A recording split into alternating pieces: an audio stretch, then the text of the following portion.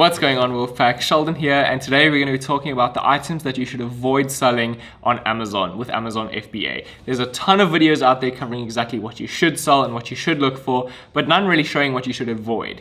So today we're going to be talking about that. But before we get into today's video, I just want to thank you guys so much for joining the private Facebook group. We're already on 100 members and we've just started, which is fantastic. If you're not a part of the group yet, don't forget to join it. The link to that is in the description down below. In the group, we chat about everything Amazon FBA based, entrepreneurship sort of videos and questions, and Shopify, dropshipping, whatever you may be doing online. We're going to talk about that in the group. You can post questions in there as well, and maybe we'll even make a video on that, which is really cool. So let's jump into today's video without further ado. Okay guys, so the first thing we're going to talk about is the cost of the items that you're selling on Amazon. Now, I've spoken about this in the past with the product criteria that you're looking for. You're looking for a product between $20 and $50, really to maximize your product return on investment, which doesn't really cover exactly what goes into it and why you're looking at that price range. So someone in the group asked if they found a product that they can manufacture for 20 cents, can they sell it for $5 on Amazon? And you can do that, but you don't really want to do that. You don't want to sell anything less than about $10. And the reason being is that any item on Amazon listed for about $10 or below gets marked as an add-on item, meaning that your customer has to reach a $25 threshold in order to make that purchase and get the item delivered. So they need to add other stuff to their cart in order to get your product delivered, which is a very big inconvenience if they just want what you're selling. So that's why you need to look for something that's within that $20 to $50 price range. As well as if you're selling something for $5, even if it costs you 20 cents to have it manufactured, you're still going to eat up your margins very quickly. So let's give you an example. If you get your product managed for 20 cents, it's going to cost you at least $2 for anything under about 3 ounces to ship to the States, right? So you're already on, what is that, $1.20 or $2.20. That's half of your $5 already gone. And then that excludes Amazon's FBA fees and their fulfillment fees, which is either $1 or 15%, whichever is highest. In this case, it's going to be about $1. So you're already eating up all of your margins. That excludes advertising fees and everything else that goes into it. Before you know it, your $5 is eaten up and you have no room for profit. As well as if anything happens, maybe you get a return, maybe something else happens, maybe one of the products get damaged, very, very quickly your margins are eaten up and you have no profit at all and you're actually sitting at a loss. So that's why you don't want to sell anything less than about $10 at the absolute minimum if you can get it manufactured for next to nothing. So stick to the criteria we've outlined previously and try and get your product within that $20 to $50 price range.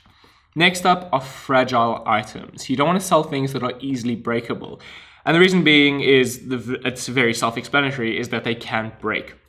Unless you have very good packaging and you really, really do want to sell something that is fragile. And that includes things like glass and even electronics as well, which will be the next thing that we talk about. So if you're having something manufactured overseas, there's so many chances along the production where it can break. So firstly, while it's being produced, you could break stuff and maybe they'll charge you that. Maybe your manufacturer will charge you for breakages, which can happen a lot of the time, especially if you're making a big order.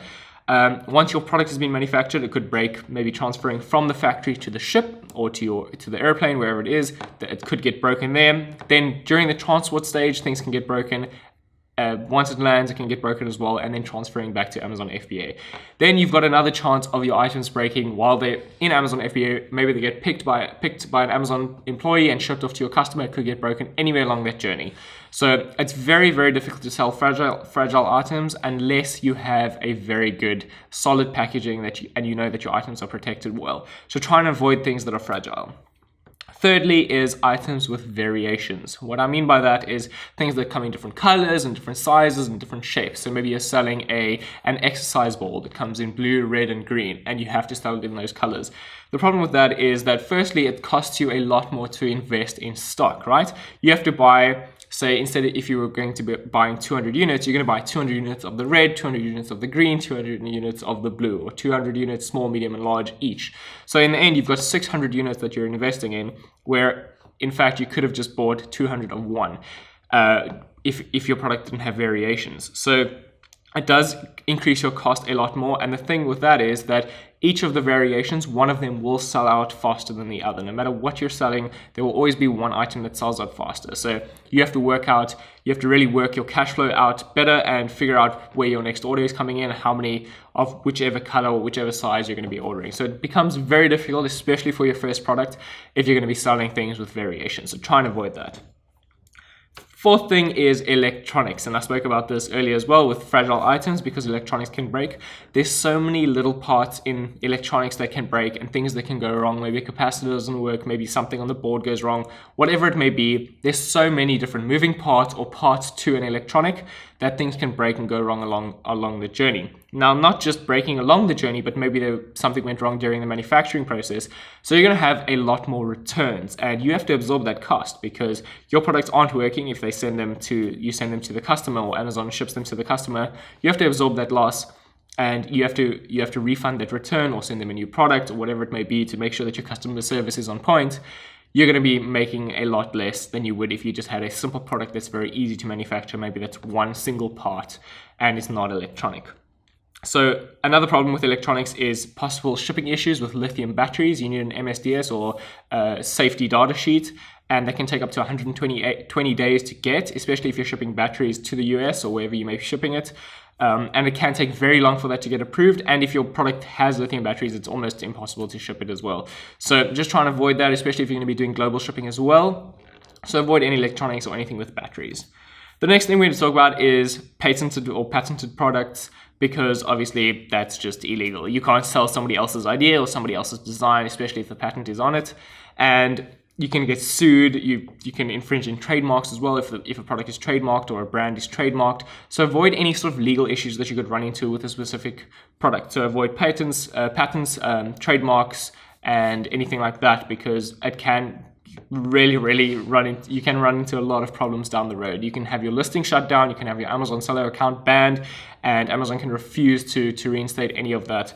It can become a very difficult thing. I've spoken to one of my students before who had one of their product listings taken down because of a trademark infringement, and it took a very long time to get it back up because Amazon immediately brings down that listing because Amazon's name is on the line.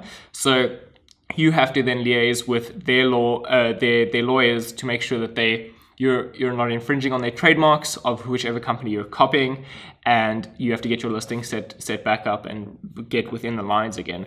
So you can lose a lot of money this way. You can get sued, and you can have your account banned and never be able to sell on Amazon again. And you don't want to take those kinds of risks because it just sets you up for failure right from the start and really buggers up your journey along the FBA trail. So avoid that entirely.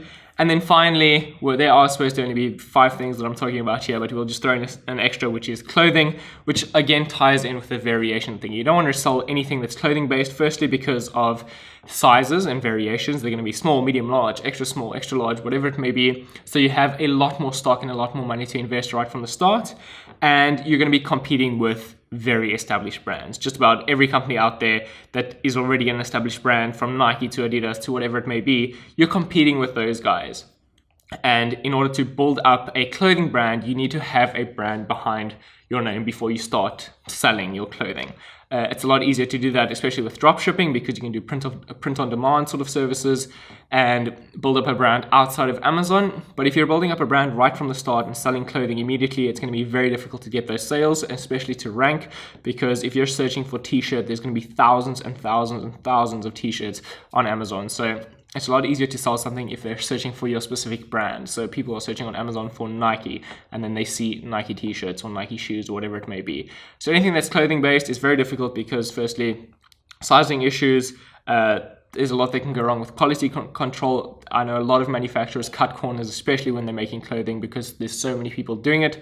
So they try and minimize their costs and maximize their profits. So you end up on the bad end of that.